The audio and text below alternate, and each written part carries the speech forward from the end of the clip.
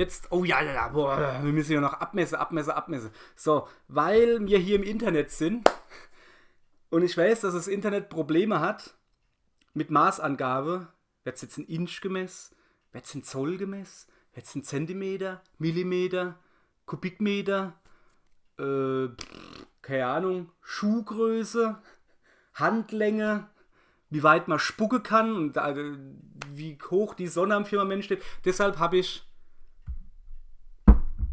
Apple for Scale. Einer ist zu klein, ne? So, deswegen habe ich Apple for Scale. So, jetzt tun wir mal gucken. Also, ja, so, oder? Ja.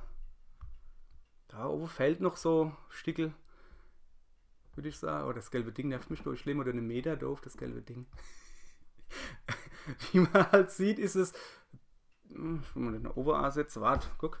Deswegen haben wir ja einen Meter da, damit man das genau so machen kann. So. Ist noch ein bisschen Platz. So. Fetze. Also ungefähr 2 Äpfel groß. Jetzt sagen ihr natürlich, ja, okay, ne? Aber wie groß sind 2 Äpfel? Das sind 2 relativ große Äpfel. Jetzt müsste ich schon noch die Äpfel ausmessen. Gar kein Problem. Für die Äpfel auszumessen habe ich folgendes. Eine Banane. 2 Äpfel sind ungefähr eine Banane. Also eine Banane ist 2 Äpfel und ein bisschen. Man könnte also sagen, da ja die Grafik hat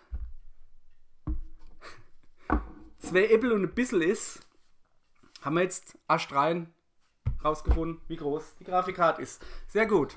So, ich liebe gute Größeangabe.